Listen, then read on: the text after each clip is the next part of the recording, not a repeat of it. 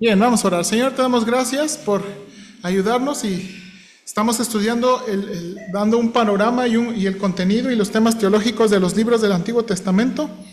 Mi idea es, de nuevo, Señor, mi propósito como pastor es recorrer la historia del Antiguo Testamento para mostrar cómo el reino de Dios avanza, cómo los libros están conectados, cómo la promesa del Hijo de la Mujer que aplastaría en la cabeza a Satanás va avanzando, y en medida que va avanzando en el Antiguo Testamento se va haciendo más claro. Ya hicimos el libro de Génesis para enseñarnos que el descendiente de la mujer va a venir de la familia de Abraham, del hijo de Abraham, no Ismael, sino Isaac, del hijo de Isaac, Jacob, no Esaú. Y más adelante termina el libro de Génesis diciendo que va a venir un descendiente de la tribu de Judá.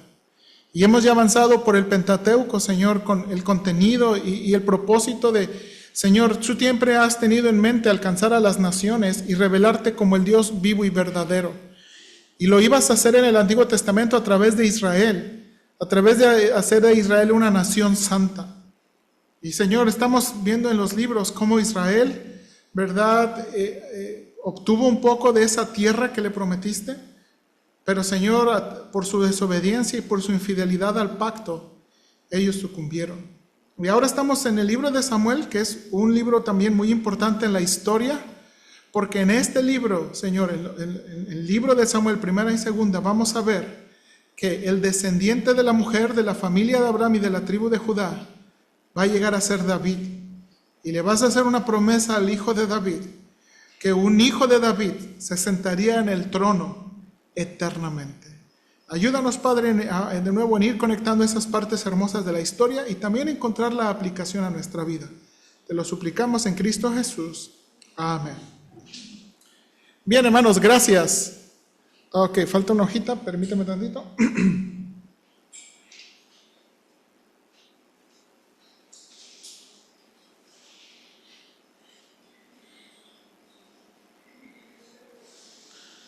Ya abajo sí.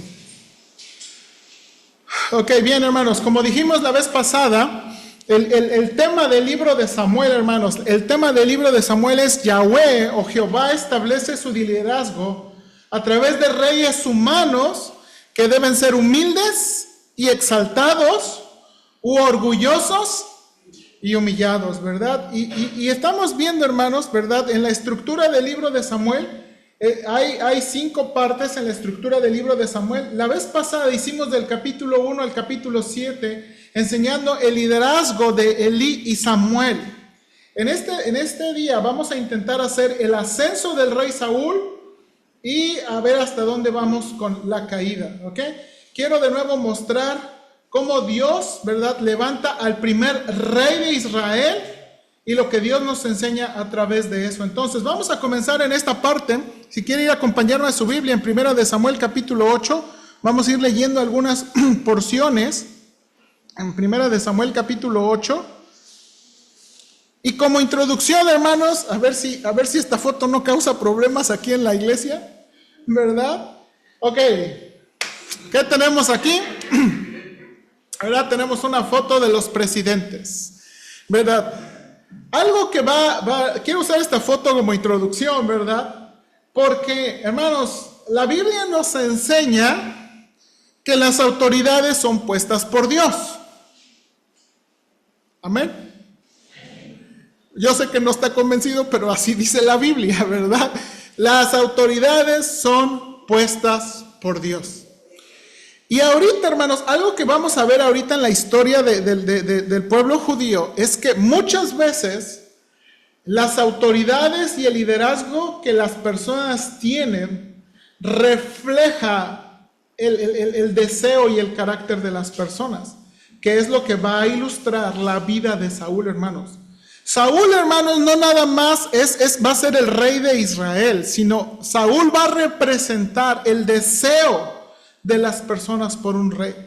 Y hermanos, cuando vemos, ¿verdad?, a los presidentes y al liderazgo, hermanos, yo sé que es difícil de entender, pero muchas veces, hermanos, Dios también permite y nos da el liderazgo que merecemos.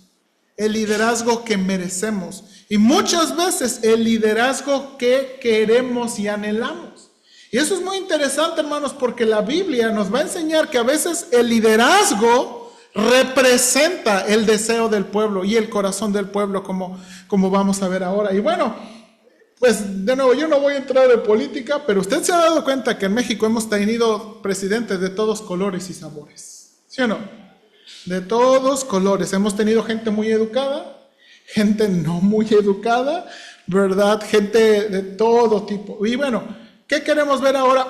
Queremos ver, hermanos, de nuevo, ¿qué es el liderazgo que Dios está trayendo y el liderazgo que el pueblo quiere ahí en el libro de Samuel? Comenzamos ahí en el capítulo 8, hermanos, ¿verdad? Los hijos de Samuel son hombres faltos de integridad y entonces Israel pide un rey para sí. Dicen los primeros 3 versículos de primera de Samuel: aconteció que habiendo Samuel envejecido, puso a sus hijos por jueces sobre Israel. Y el nombre de su hijo primogénito fue Joel, y el nombre del segundo Abías, y eran jueces en Berseba. Pero mire lo que dice versículo 3. Pero no anduvieron los hijos por los caminos de su padre, antes se volvieron tras la avaricia, dejándose sobornar y pervirtiendo el derecho. Hermanos, esta es una escena muy triste, porque si usted recuerda, Samuel es un hombre piadoso. La Biblia no tiene nada que decir de Samuel, ¿sí o no? O sea, en esta parte de la historia, la Biblia no tiene nada que decir. Dios lo levanta como un profeta piadoso, ¿se acuerda? Su mamá es sana, ¿verdad? Hizo algo que a lo mejor las mamás de aquí no haríamos. Pidió un hijo y lo entregó para el servicio de Dios. O sea, a una edad muy temprana entregó el servicio para Dios. Y algo muy interesante es que Samuel vivió con la familia de sacerdotes impíos, hermanos. Los sacerdotes con los que vivió Samuel eran hombres impíos, ¿verdad? Llenos de codicia, llenos de deseos, que se acostaban con las mujeres que iban a servir al templo. Y Samuel, hermanos, en medio de un ambiente muy malo, él creció como un hombre piadoso. Pero ¿qué pasó aquí, hermanos? Que sus hijos no siguieron su ejemplo. Y de nuevo, hermanos, algo que nos está recalcando muchas veces la Biblia es, hermanos, el esfuerzo, el mejor esfuerzo que debemos hacer como padres para educar a nuestros hijos en los caminos del Señor. Lo mejor, hermanos, lo mejor. Tratar, hermanos, de dar buenas cuentas. Al final, hermanos, sabemos y entendemos, y estos libros nos van a enseñar. Podemos tener padres impíos y ser hombres piadosos, o podemos tener hombres y padres piadosos y ser ¿qué? Hijos impíos. Y al final cada uno va a dar cuentas. Cada uno va a dar cuentas. Y esto es lo que está pasando. Ahora, hermanos, ¿qué dijo el pueblo, hermanos? ¿Qué es lo que está diciendo el pueblo, verdad?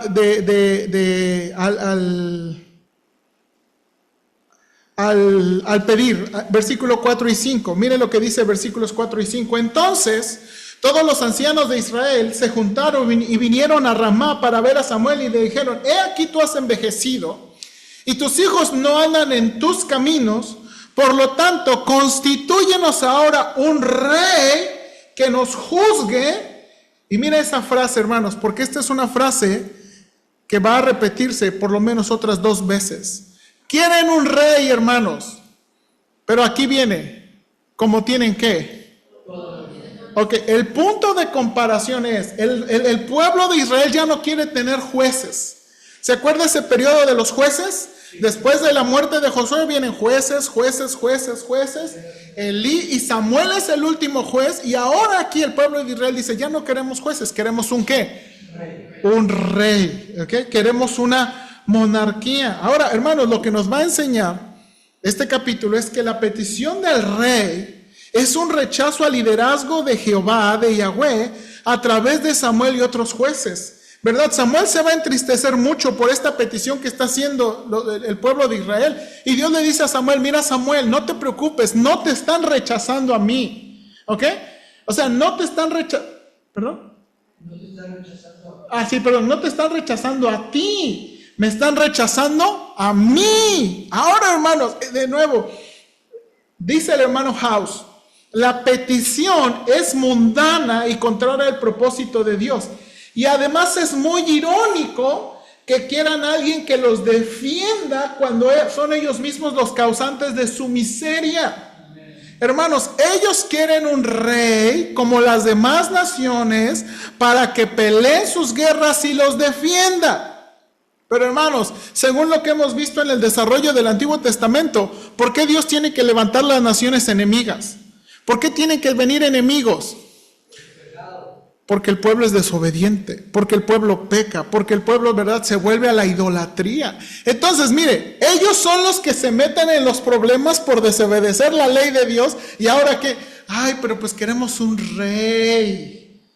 O sea, ellos solitos se meten y ellos mismos ¿qué? Quieren y están pensando en la solución. Ellos piensan, ok, nosotros nos metemos en los problemas, pero un rey nos va a salvar. No, es que ese no era el punto. El punto era regresar y ser obedientes Ahora, hermanos, en este capítulo, Jehová, Yahweh, les anticipa que el rey que piden abusará de su poder. Y les dice, hermanos, su rey, miren, nada más quiero decirles que su rey va a tener va a tener sus ovejas, les va a hacer esto y les va a hacer esto, porque eso hacen los reyes, hermanos. La monarquía, para que se mantenga, hermanos, tiene que cobrar impuestos. La monarquía, para que se mantenga, tiene que ser súbditos. Y Dios les está diciendo, eso que están pidiendo les va a afectar a ustedes. ¿Por qué? Porque su rey va a tener y a usar de ustedes. Ahora, adivine qué quiso el pueblo bueno y sabio.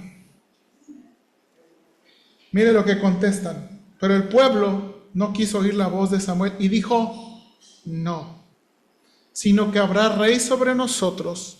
Y otra vez, nosotros seremos también como todas las naciones.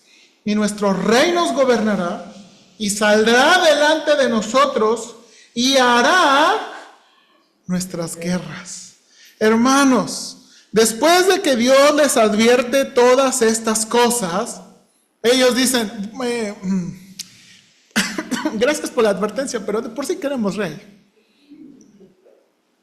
Y le dicen que no. Ahora de nuevo, segunda vez, quieren ser como las demás naciones. Hermanos, ese no era el propósito de Dios de Israel. Israel no podía ser como las demás naciones, porque Israel tenía que ser diferente. ¿Para qué? Para cumplir el propósito de Dios, de acercar a las naciones al único Dios vivo verdadero. Hermanos, no podían seguir siendo más de lo mismo. Y este es el problema. Ahora, hermanos, este es el deseo de la gente. Note aquí, ese es el deseo del pueblo. Y entonces, Yahweh escoge a Saúl como el rey que los israelitas quieren. Ahora, lo que vamos a ver en las historias, hermanos, es que Saúl es ungido como rey en privado. Saúl es confirmado como rey por el Espíritu Santo. Y Saúl es confirmado por rey por la victoria contra los amonitas, hermanos. En estos capítulos del 9 al 11, Dios escoge a ese rey, Samuel lo va a ungir y le da victorias. Y al final, ¿verdad?, de estos capítulos dice, y fue todo el pueblo a Gilgal, e invistieron allí a Saúl por rey delante de Jehová en Gilgal, y sacrificaron allí ofrendas de paz delante de Jehová, y se alegraron mucho allí Saúl y todos los de Israel. Hermanos, aquí, de nuevo, aquí Dios les está dando el rey que quieren. ¿Ok? Ahora, si usted de nuevo lee la historia con un poquito más de detenimiento que no tenemos aquí, va a ver, hermanos, que los inicios de Saúl no son necesariamente malos. No son necesariamente malos.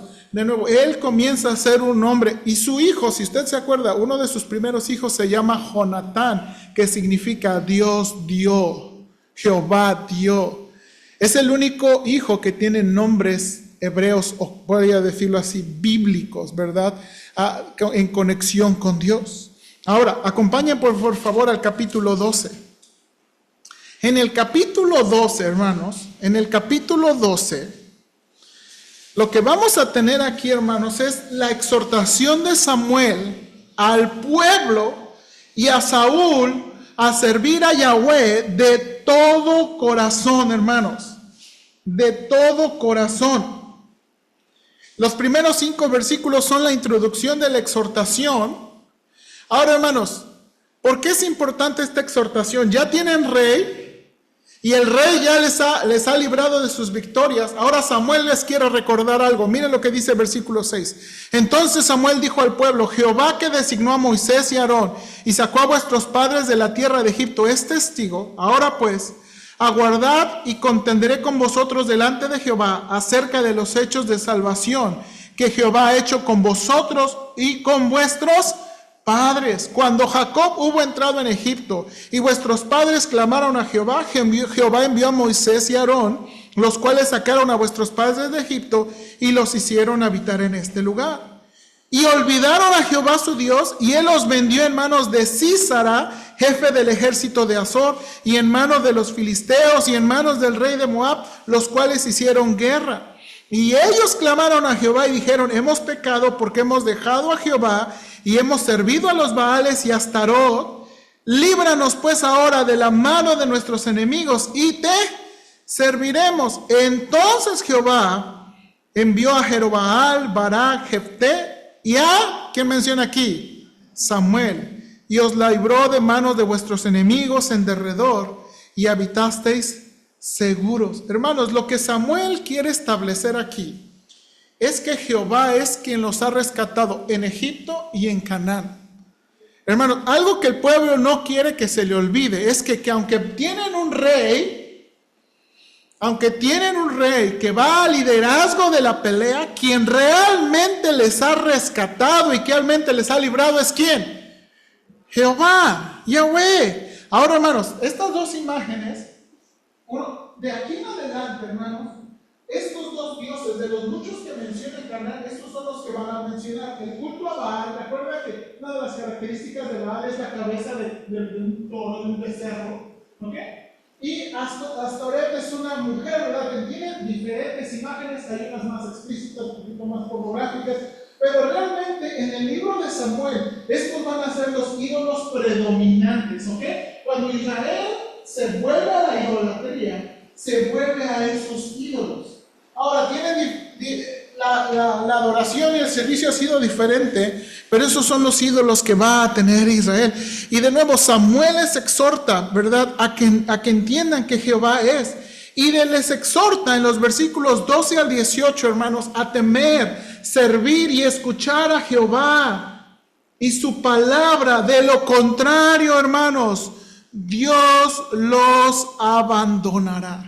Hermanos, esta es una exhortación al pueblo y esta es una exhortación a Saúl como rey. Y les está diciendo, quien tiene verdaderamente liderazgo es Dios. Y si ustedes desobedecen a Dios, no importa que haya rey, Dios los va a abandonar. Ahora, hermanos, mire la manera en que les explica Samuel sobre sus ídolos. Dice el versículo 21.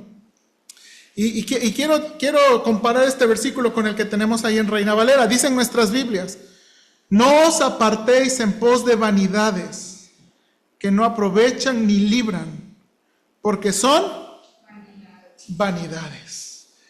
Traduce la Nueva Traducción Viviente: no vuelvan a rendir culto a ídolos despreciables que no pueden ayudarlos o rescatarlos. Son completamente inútiles. Hermanos, algo de nuevo, y Dios siempre hace este reto. El Dios vivo y verdadero siempre hace este reto, a ver cuánto pueden hacer sus ídolos. Ahora, hermanos, al final el pueblo reconoce que hicieron mal en pedir un rey con motivos incorrectos, pero Samuel les recuerda el amor y la misericordia de Dios. Hermanos, miren estos versículos. Pues Jehová no desamparará a su pueblo por su grande nombre, porque Jehová ha querido haceros pueblo suyo. Solamente temed a Jehová y servidle de verdad con todo vuestro corazón, pues considerad cuán grandes cosas ha hecho por vosotros. Mas si perseveráis en hacer mal, vosotros y vuestro rey pereceréis. Hermanos, esta exhortación es una exhortación muy fuerte. ¿Por qué? Hermanos, y aquí hay un poquito del trasfondo. El pueblo, hermanos, ya no quiere tener un rey, porque es más fácil confiar en alguien que vemos que en alguien que no vemos. ¿Sí o no? Es que si tienes un rey, pues lo vas a ver ahí. Y luego dicen que Saúl era altotote, fuertezote y guapote, pues, ¿verdad? A lo mejor no muy inteligente, pero guapo es. ¿O qué quieren? Entonces, hermanos, y digo, esta es la exhortación, ¿por qué? Porque el pueblo, hermanos, no quiere ya confiar en alguien que no puede ver, quiere confiar en alguien que puede ver, pero así no funciona la fe. Hermanos, vamos a ver desde Génesis a Apocalipsis, así no funciona la fe. La fe es creer en alguien que no vemos. Ahora, la fe, recuerda, también es en la palabra de Dios. No es una fe en alguien que, ¿verdad?, que no conocemos, que no sabemos, que no nos ha dicho, que tenemos que averiguar. No. Y esta es la exhortación. Ahora, hermanos, tristemente, en los capítulos 13 al 14, Saúl comienza a reflejar, hermanos, lo que Dios le había anticipado. Saúl comienza a enorgullecerse y comienza su declive. Comenta el hermano Paul House: el fracaso de Saúl se desarrolla en 3 actos, ninguno de los cuales afecta el éxito de Israel en la batalla. Hay 2 eventos, hermanos. El primero es Saúl desobedece y hace sacrificios antes de tiempo. A lo mejor usted ha leído esta historia, ¿verdad? Samuel le dice: ok, yo voy a ir, espérame ahí en la batalla, yo voy a llegar, ¿verdad? Y vamos a, porque está, ¿verdad?, contra el ejército filisteo. Y lo que pasa ahí, hermanos, es que Saúl está ahí en el ejército y se da cuenta que los de su ejército se están yendo. Y están desertando, y entonces, pues, ¿qué voy a hacer? Y entonces Samuel dijo que iba a venir, pero no ha venido, y entonces es una desesperación, ofrece sacrificios, holocaustos, y trata de animarlos religiosamente. Y hermanos, esto es irónico de nuevo, porque cuando está ofreciendo los sacrificios, adivine quién viene caminando. Samuel, y le dice: locamente has hecho. Ahora, hermanos, muchos interpretan que Dios lo desechó porque hizo los sacrificios, pero no es así, porque más adelante en el libro también David va a hacer sacrificios. ¿Sabe qué es el problema? El problema fue desobediencia, y de aquí en adelante el asunto de obediencia y desobediencia va a ser muy clave. El problema no eran los sacrificios, David también va a ofrecer sacrificios, el problema fue la desobediencia. Y el segundo evento, hermanos, donde hace un voto imprudente. Hermanos, en el ejército, ¿verdad? Están en la guerra y dice: no vamos a comer hasta que los venzamos a todos. Y el que coma, que se muera. Y adivine quién comió. Su hijo. Y entonces, hermanos, ¿verdad? Él quiere matar a su hijo por ese voto imprudente, y el pueblo le dice: hey, cálmate. De nuevo, como un hombre imprudente. Y estos 2 eventos, hermanos, en el libro de Samuel y en la narrativa de Samuel, están mostrando: este rey se está enorgulleciendo.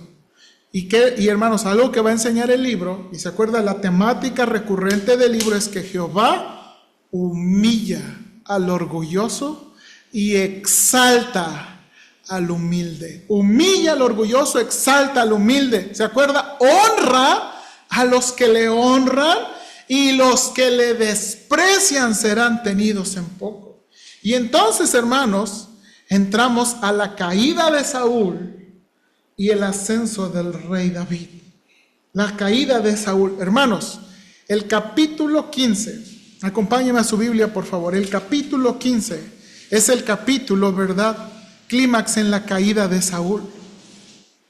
Jehová, Yahweh, manda a Saúl a destruir a Amalec.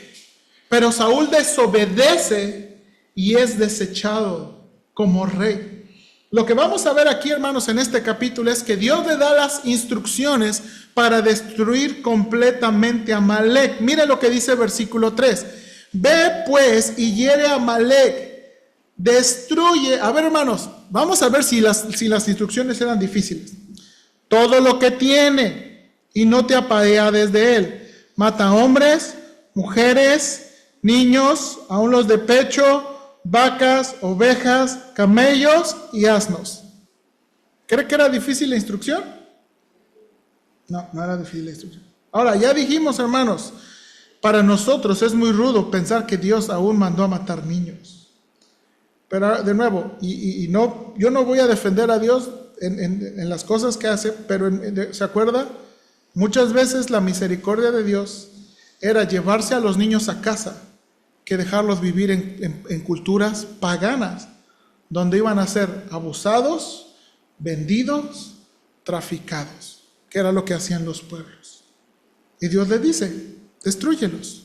Ahora, en el narrativo vamos a ver que Saúl vence a Amalek, pero decide conservar el ganado y le perdona la vida al rey. Y hermanos, cuando Samuel lo confronta, ofrece una excusa tonta. Miren lo que dice el versículo 14 y 15. Versículo 14 y 15. Cuando Samuel le dice, ¡hey! ¿Y esas vacas qué? Samuel entonces dice, pues qué balido de ovejas y bramido de vacas es este que yo oigo con mis oídos. Y Samuel respondió, miren las palabras, de Amalek los han traído. Mire, si usted pudiera imaginar esa escena. Los han traído. ¿Ok? Así como, yo les dije, pero no quisieron. Fueron ellos. Ok. Y luego miren lo que dice. Porque el pueblo perdonó lo mejor de las ovejas y de las vacas. Ahora, hermanos, miren aquí, miren por favor.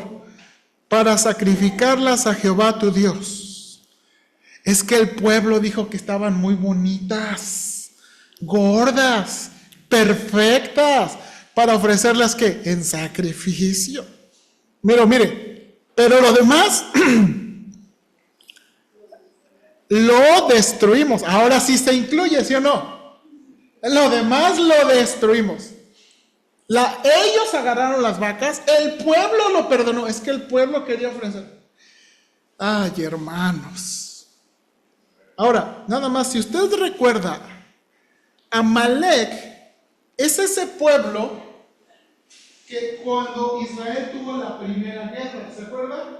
Que Moisés estaba, se cansaba, levantaba su vara, Josué y Ur le ayudaban y sostenían, ¿se acuerdan? Y mientras levantaba, Israel prevalecía. ¿Ok? Hermanos, Amalek va a ser, hermanos, un pueblo donde Israel va a tener guerra constante. ¿Ok? Tuvieron guerra aquí, tuvieron guerra en el libro de Josué, y ahora tienen guerra aquí en Egipto. Ahora, hermanos, Dios está, de nuevo, Dios quiere hacer justicia, pero este rey y este pueblo son desobedientes. Ahora, mire, hermanos, lo que Samuel nos va a enseñar y la importancia de la obediencia, hermanos. Mire lo que dice el versículo. Y Samuel dijo, se complace Jehová tanto en los holocaustos y víctimas como en que se obedezca la palabra de Jehová. Ciertamente el obedecer es mejor que los sacrificios y el prestar atención que la grosura de los carneros, porque como pecado de adivinación es la rebelión y como ídolos e idolatría la obstinación. Por cuanto tú desechaste la palabra de Jehová, Él también te ha desechado para que no seas rey. Déjame leerle 2 citas, hermanos, sobre esto. A Dios no le interesan las demostraciones de piedad externa que utilizan como cobertura para la desobediencia. Los actos religiosos y rituales que se realizan sin un deseo sincero de vivir en obediencia a los mandamientos del Señor no solo son inaceptables, sino son una abominación. Las tendencias de las personas religiosas a moverse hacia este tipo de hipocresía es un peligro constante. Otra cita, ningún ceremonial puede compensar una actitud rebelde hacia Dios y sus mandamientos, porque la resistencia obstinada a Dios exalta la voluntad propia al lugar de autoridad que pertenece solo a Dios. Por eso es tan malo como la adivinación por espíritus malignos y equivale a la idolatría, porque otro Dios, el yo, ha usurpado su lugar. Las declaraciones paralelas de las dos últimas líneas resaltan la justicia de la condenación. Hermanos, en las palabras de Saúl, de nuevo, tenemos uno de los peligros más grandes que existen en la iglesia. Y es preferir los actos religiosos y las muestras externas más, hermanos, que la obediencia del corazón. Hermanos, de nuevo, a veces es más fácil hacer esos actos externos y hacer esas cosas religiosas, como de nuevo, piensen lo que el pueblo está, o piensen lo que Saúl está pensando. Ay, ¿cómo vamos a destruir las vacas? Vamos a usarlas para sacrificio. Y ellos están pensando más, de nuevo, en las cosas externas, las cosas que se ven, las cosas en que van a decir las otras personas, más que las instrucciones y la obediencia de Dios. Y hermanos, algo que nos va a enseñar la Biblia es que Dios prefiere, o mejor dicho es, nunca los actos externos van a ser adoración si no vienen de un corazón obediente. De un corazón obediente. Y hermanos, hay que tener cuidado con eso, ¿verdad? ¿Por qué? Porque, de nuevo, la trampa, aún para mí como pastor, es venir y lucir y hacer y palabras y frases y tener un corazón desobediente. Porque uno puede venir a cantar aquí, ¿verdad? Cuando allá se pase lista, ahí estaré, ¿verdad? Y uno puede cantar tantas cosas bonitas, pero nuestro corazón no está dispuesto a obedecer. A lo mejor hay cosas que Dios ya nos ha pedido. Hey, tienes que hacer esto, tienes que hacer esto. Ay, pero voy a ir a cantarte. Ay, pero mira, ahora sí voy a echar una ofrenda, mira.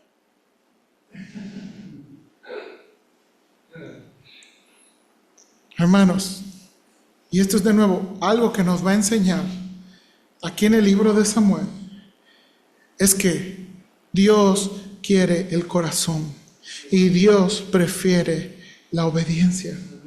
Hermanos, ahora, de una forma muy, muy interesante, el siguiente capítulo, ya que Dios ha desechado a Saúl, ahora tiene que levantar a un siguiente rey, ¿no? Ahora, hermanos, ¿por qué Dios puso al primer rey? Porque el pueblo quería, ¿ok? Y Saúl ha demostrado, de nuevo, y esta es de nuevo la enseñanza, Saúl ha demostrado que ese es el pueblo que refleja el deseo y la petición del pueblo. Saúl refleja el corazón del pueblo. Saúl refleja los deseos del pueblo, la intención del pueblo. Bueno, ahora Dios va a enseñarles cómo es el rey que él quiere. ¿Ok? Ahora Dios va a enseñarles como contraste el rey que él quiere. Ahora, usted sabe, le dice a Samuel, hey Samuel, ve a la casa de Isaí, ahí tengo a un rey y voy a levantar a un rey. Ahora, hay una ironía aquí, hermanos, porque el vidente, que así se le llamaba al profeta, no puede ver bien. Miren lo que dice el versículo 6. Viene a presentar los hijos de Isaí, viene a presentar sus hijos y llega el primero. Dice el versículo 6, y aconteció que cuando ellos vinieron, ¿qué dice ahí, hermanos? Él vio a Eliab y dijo, de cierto delante de Jehová está. Ok, aquí viene uno de los hijos de Isaí, Eliab. Inmediatamente Samuel dice, ¿qué? Altote, bigotón, fuerte, recio, dijo, este es. Pero hermanos, algo que va a enseñar Dios. Y Jehová respondió a Samuel, no mires a su parecer, ni a lo grande de su estatura, porque yo lo desecho. Porque Jehová no mira lo que mira el hombre, pues el hombre mira lo que está delante de sus ojos. Eso fue verdad en el pueblo, y esto está siendo verdad en Samuel. Samuel, tú estás viendo y tú estás pensando en las capacidades, pero lo que realmente es que Jehová mira el ¿qué? El corazón. Jehová mira el corazón. Y usted sabe, ¿verdad? Pasan todos sus hijos y Dios dice, no. Oye, ¿tienes otro hijo? Ay, sí. Es uno chiquito. Es el que va por las cocas. está cuidando el rebaño. Tráelo porque Dios dijo que, y es el que Dios escoge. El chiquito, el de allá, es el que Dios escoge.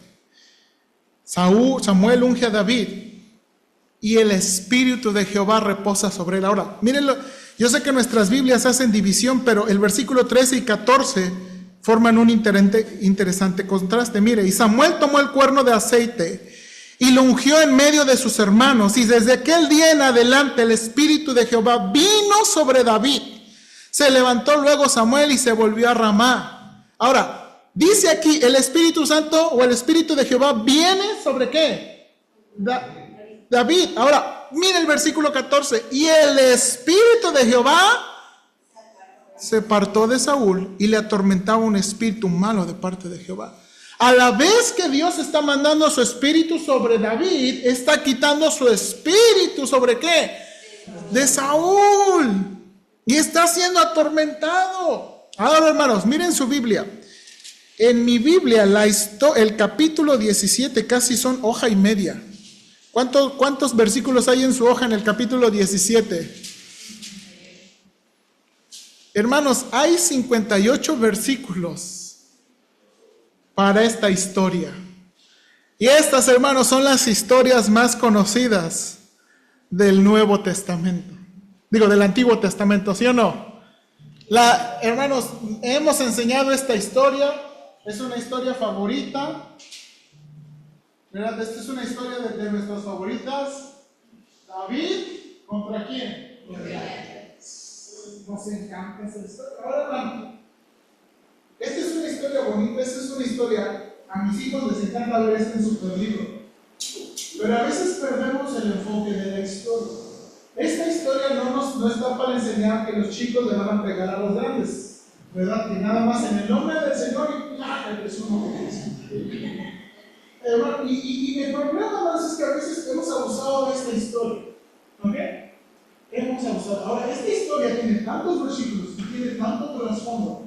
Pero hay algo muy interesante en esta historia, hermanos.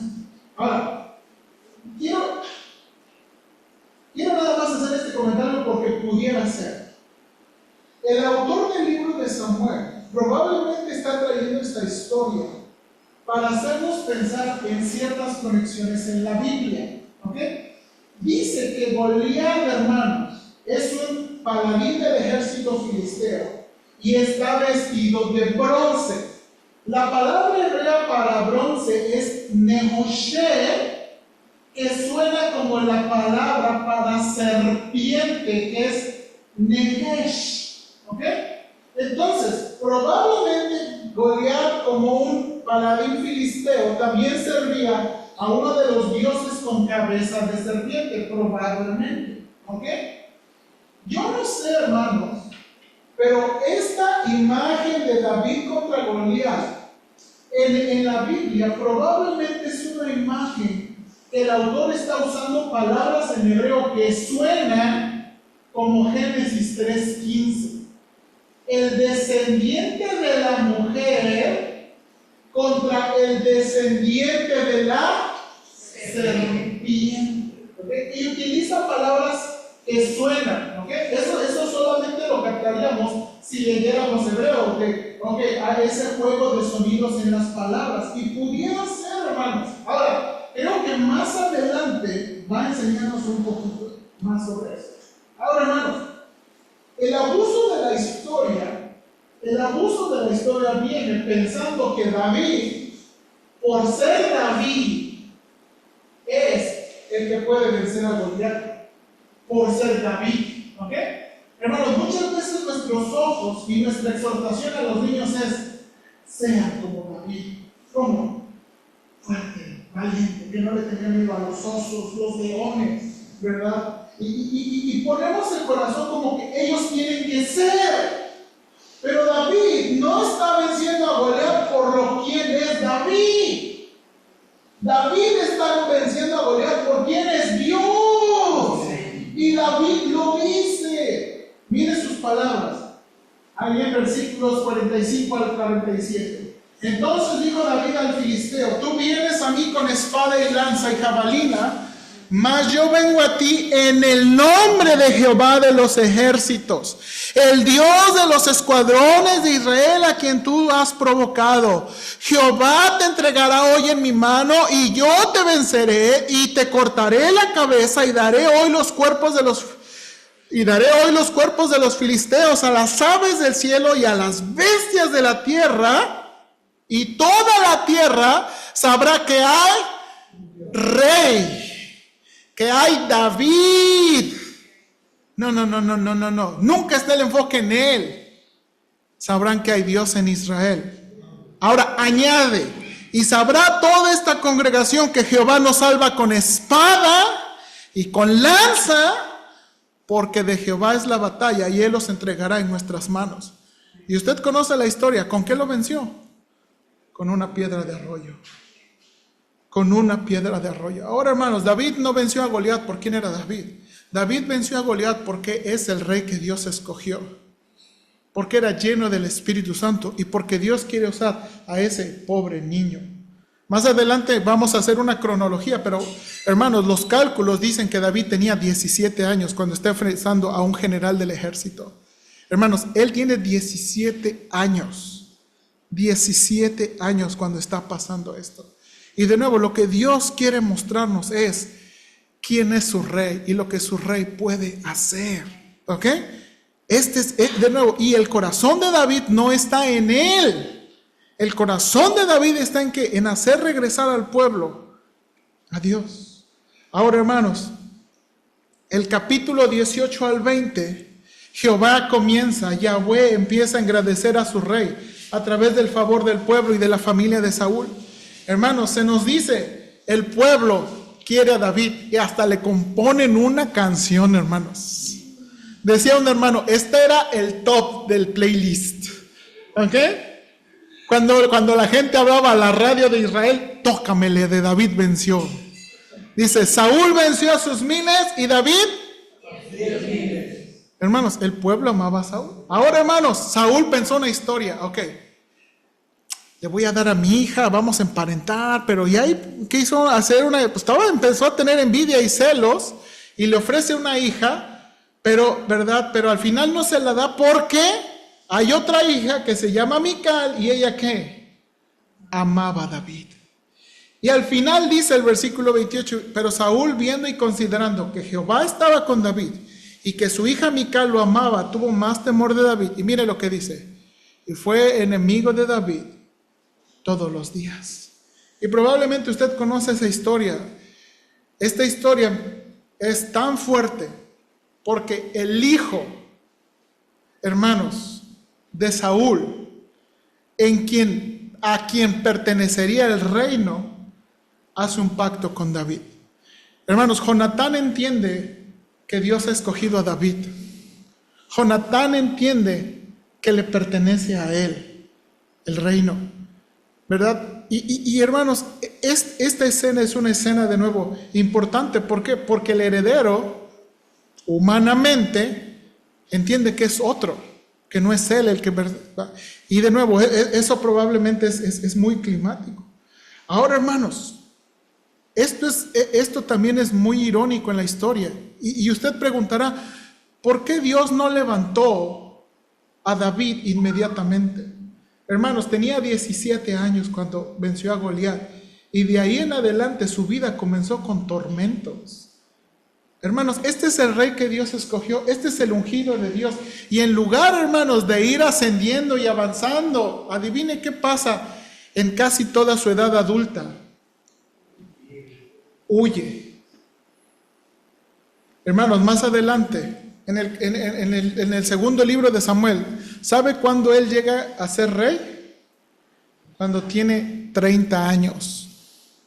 Si los cálculos, de nuevo, si los cálculos son correctos, 13 años, hermanos, 13 años de su vida pasa huyendo de Saúl. 13 años de su vida. Y de nuevo, ¿verdad? Esto ya no está en sus hojitas, vamos a tener más adelantito en sus... David huye a Nob y toma la espada de Goliat. David huye a Gad y se finge loco.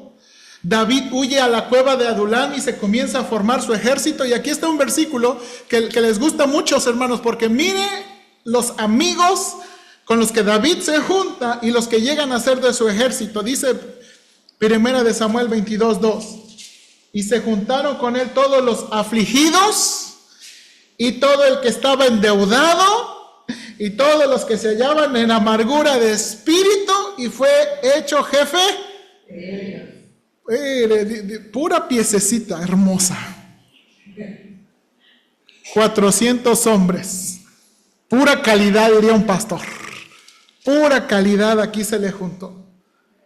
Ahora, hermanos, para usted que conoce un poquito más la Biblia, ¿verdad? David manda a su familia a Moab, mientras Saúl comete una masacre contra los sacerdotes de Nob. Hermanos, ¿por qué va a Moab? ¿Por qué va a Moab? ¿Se acuerda cómo se llamó una de sus abuelas? Ruth, moabita. Ruth, moabita. Hermanos, de una forma muy interesante, David sabe que en su familia viene una mujer extranjera, que es Ruth. Y él piensa, hermanos, Saúl lo va a perseguir hasta matarlo.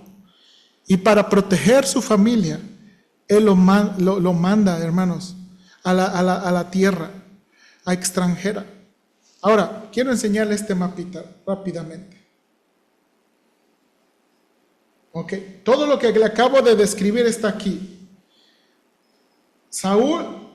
David huye a Nob, de Nob va a Gad, aquí es donde se vuelve loco, que bueno, no es que se vuelva loco, pero finge estar loco. De ahí tiene que viajar hasta Moab. De Moab, hermanos, regresa, ¿verdad?, a Keila. Y de aquí de Keila, hermanos, va a pasar tiempo aquí huyendo de Saúl. La primera vez le va a perdonar aquí la vida en Engadi. Después, en segunda vez, le va a perdonar la vida en Sif. Y hermanos, David entiende, Saúl no me va a dejar. Y entonces, hermanos, él toma la decisión. Hermanos, y la Biblia va a decir que esta es una mala decisión. Pero Dios de lo malo saca algo bueno. Y se va a los filisteos y comienza a vivir en una ciudad que se llama Siclag. Ahora, mire por favor aquí.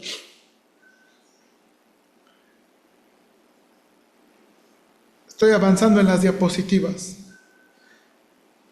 David huye y habita entre los filisteos. Y dice la Biblia que está entre los filisteos un año. Ahora, quiero que vean. Vamos a terminar ya aquí, casi con el libro. Él está huyendo y está agarrando confianza en el capítulo 27. Se interrumpe ahí la historia y continúa hasta el capítulo 29 al 30. Ahora, lo que hay en el capítulo 28 y lo que hay en el capítulo 31, hermanos, están muy mezclados aquí. ¿Ok? Y uno tiene que tener cuidado para poder entender bien lo que Dios está haciendo aquí. David se está yendo con los filisteos, que son los enemigos de Israel. ¿Está de acuerdo con eso? Para protegerse de Saúl. ¿Ok? Y entonces gana su confianza. Ahora, hermanos, en el capítulo 29, vaya por favor al capítulo 29. En el capítulo 29. Mire cómo comienza. Dice: los filisteos juntaron todas sus fuerzas en Afec, e Israel acampó junto a las fuentes que están en Jezreel. Y cuando los príncipes de los filisteos pasaban revista a sus compañeros de a 100 y de a 1000 hombres, David y sus hombres iban en la retaguardia con Aquis, y dijeron los príncipes de los filisteos: ¿qué hacen aquí los hebreos? Y Aquis respondió a los príncipes de los filisteos: ¿no es este David, el siervo de Saúl, rey de Israel, que ha estado conmigo por días y años, y no he hallado falta en él desde el día que pasó a mí hasta hoy? Entonces los príncipes de los filisteos se enojaron contra él y dijeron: despide a este hombre, para que se vuelva al lugar que señalaste y no venga con nosotros a la batalla, no sea en la batalla que se nos vuelva enemigo, porque con qué cosa volvería mejor a la gracia de su Señor que con las cabezas de estos hombres. Hermanos, los filisteos tienen miedo, diciendo, mira aquí, vamos a ir contra Israel, mira, aquí viene la retaguardia, viene David. A ver, ¿qué le cuesta? Estemos ahí en la guerra, nos va a traicionar, nos va a matar y el reino va a ser suyo. Le estamos poniendo todo en bandeja de plata. ¡Córrelo! ¡Regrésalo! Ahora, hermanos, lo que se encuentra David, y de nuevo le digo que se interrumpe, es porque David regresa a Siclac y se encuentra a unos estos amalecitas otra vez, hermanos, que destruyeron su ciudad, pero se llevaron a su familia viva. Y entonces David, los hermanos, va, ¿verdad? La gente lo quiere apedrear. ¿Por qué? Porque se llevaron sus familias. Y entonces David encuentra, ¿verdad?, fuerza en Dios. Y entonces hace una incursión contra los amalecitas para recuperar a su familia. Esto está pasando en 29 y 30. ¿Okay? Ahora, ¿por qué se hace esta interrupción? Miren lo que hay aquí. En el capítulo 28, hermanos, Saúl consulta a la divina de Endor para traer a Samuel. Y muere él y sus hijos en manos de los filisteos. En el capítulo 31. Hermanos, adivinen, en esa guerra que iba a ir David, adivinen qué iba a pasar. Iban a matar a Saúl y a sus hijos.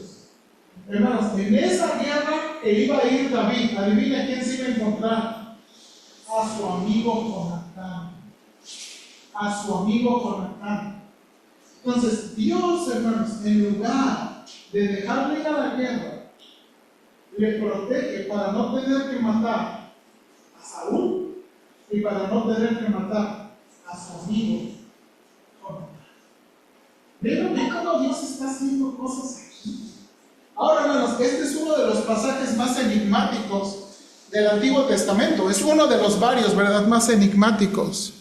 Porque usted conoce que Samuel llega y le dice a la divina, ¿verdad?, ahí por adelantito, ni saben que hay adivina, ni nada. Oye, quiero que me hagas traer a alguien. ¿A quién quieres que te traiga? A Samuel. Y hermanos, la pregunta para nosotros ahí en el capítulo 28 es, ¿vino realmente Samuel? Porque nosotros, hermanos, estamos convencidos que los muertos no regresan. ¿Ok? Hermanos, la Biblia enseña, los muertos no regresan. Bueno, probablemente, hermanos, esta es de las únicas escenas en la Biblia donde se le concede a un muerto regresar.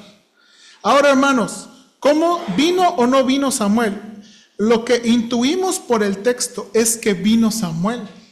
Pero, de nuevo, lo que usted va a ver aquí es que la divina se sorprende y se asusta. ¿Ok? La divina ella no está haciendo venir a Samuel.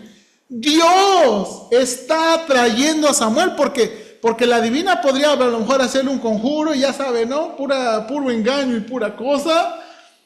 Pero la divina se asusta porque realmente está viniendo Samuel. Y mire por favor ahí, tengo unos versículos.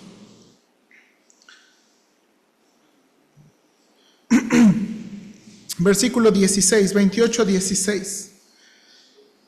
Entonces Samuel dijo, ¿y para qué preguntas a mí si Jehová se ha apartado de ti y es tu enemigo? Jehová te ha dicho como dijo por medio de mí, pues Jehová ha quitado el reino de tu mano y lo ha mandado y lo ha dado a tu compañero David. Como tú, ¿qué dice ahí? No obedeciste a la voz de Jehová, ni cumpliste el ardor de su ira contra Amalec. Por eso Jehová te ha hecho esto hoy. Y Jehová, mire lo que le está diciendo, te entregará a Israel también contigo en manos de los filisteos. Y mañana estaréis conmigo, tú y tus hijos. Y Jehová te entregará también al ejército de Israel en manos de los filisteos. Y hermanos, lo que tenemos aquí es que se cumplió la palabra de Samuel. Mire por favor capítulo 31, el último capítulo del libro. Los filisteos pues pelearon contra Israel, y los de Israel huyeron delante de los filisteos, y cayeron muertos en el monte de Gilboa. Y siguiendo los filisteos a Saúl y a sus hijos, mataron a Jonatán, a Abinadab y a Malquisúa, hijos de Saúl. Y arreció la batalla contra Saúl, y le alcanzaron los flecheros, y tuvo gran temor de ellos.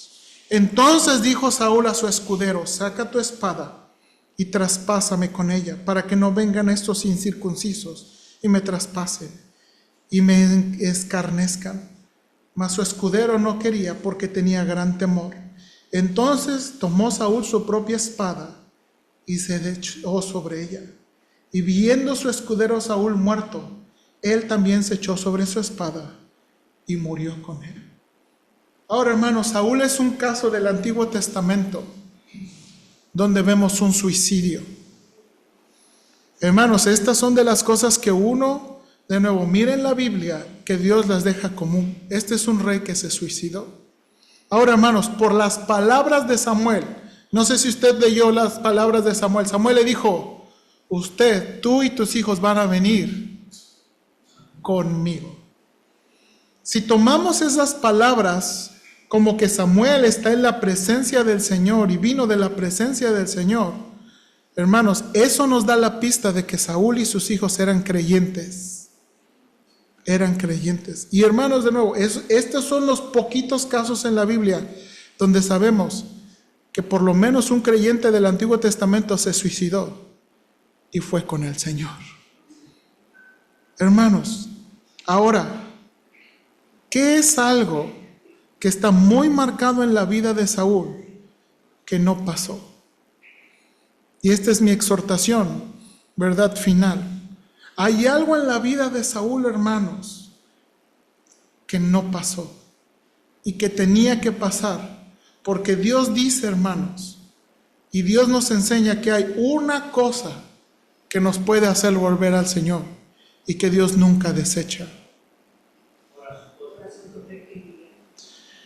Hermanos, en toda la historia de Saúl que la Biblia nos relata, nunca vemos arrepentimiento. Nunca vemos arrepentimiento. Nunca vemos confesión. Hermanos, y la siguiente parte de la historia, vamos a ver que David, aunque era el rey de Dios, también no hizo todo lo correcto. Pero una diferencia muy marcada entre Saúl y una diferencia muy marcada entre David es el arrepentimiento. Hermanos, Dios tiene que humillar a los orgullosos. Dios va a menospreciar a aquellos que le desprecian. Pero aquellos que se humillan, Dios los va a exaltar. Y aquellos que le honran, Dios los va a honrar. Y Dios nunca, hermanos, nunca va a despreciar un corazón arrepentido. Nunca va a despreciar un corazón humillado. Y la peor cosa que podemos hacer, hermanos, en una vida llena de malas decisiones como la de este rey, lo peor que podemos hacer es que no humillarnos y confesar nuestro pecado. Hermanos, no hay nada mejor para nosotros que humillarnos delante de Dios y arrepentirnos de nuestros pecados y confesar nuestros pecados, que es lo que nos hace volver al Señor. Y es lo que nunca vimos en la vida de Saúl. Nunca. Hermanos, esto de nuevo hace más fuerte lo que Dios le dice a Samuel, porque Jehová mira el corazón. Vamos a orar. Señor, ayúdanos, por favor. Ayúdanos. Padre, más adelante, cuando llegamos a los profetas, espero yo, vamos a ver lo enfático de los profetas para hablar sobre el arrepentimiento y la confesión. Porque, Señor, una de las cosas más hermosas que tú nos has dado es que Señor, aún una vida llena de malas decisiones, aún una vida llena de pecado, puede tener una oportunidad más si nos arrepentimos y confesamos, lo cual nunca vemos en la vida de Saúl. Y, Señor, Saúl es un ejemplo de un creyente que es consumido por su pecado, su culpa, su vergüenza, y termina suicidándose. Señor, termina suicidándose. Ayúdanos, Padre, por favor, porque no tenemos que llegar ahí, porque hay perdón, porque hay misericordia en ti, porque hay perdón de nuestros pecados en la sangre preciosa de Jesús. No hay pecado que tú no puedas perdonar. No hay falta que tú no puedas borrar si nos arrepentimos y nos humillamos delante de ti. Pero si seguimos en nuestro orgullo y nuestra obstinación, un triste final nos espera. Ayúdanos, Padre, por favor, a aprender de estos personajes que son reales y que nos exhortan a vivir para ti. Ayúdanos, por favor. Y, Señor, déjame aprovechar de una vez para pedir tu ayuda a nuestras familias, nuestras vidas en esta semana que comenzamos. Bendícenos, Señor, por favor, en nuestros trabajos. Bendícenos al criar nuestros hijos. Ayúdanos a hacer nuestro esfuerzo, Señor, de criar a nuestros hijos en tus caminos, lo mejor que podamos. Concede a nuestros hijos la salvación, un encuentro personal con Jesús, un encuentro personal con el Dios vivo y verdadero. Y ayúdanos, Padre, por favor. Y ayúdanos, Padre, por favor, en ser hijos obedientes. Cuídanos, Señor, de pensar que nuestros actos externos y nuestros actos religiosos realmente reflejan quiénes somos nosotros. Que sea nuestra obediencia del corazón. Señor, a veces hasta es irónico que nosotros, como adultos, les enseñamos a los niños que Jehová mira todo y que no nos podemos esconder de Él. Y andamos ahí nosotros como adultos haciendo cosas escondidas. Ayúdanos, Padre, a formar una vida que se viva delante de ti y a ser hijos obedientes. Porque, Señor, la gente mira lo que está delante de sus ojos, pero tú miras el corazón. Ayúdanos, por favor, te lo suplico en Cristo Jesús. Amén. Hermanos, que Dios les bendiga. Estamos despedidos. Que Dios les bendiga. Nos vemos, ¿verdad?, el miércoles.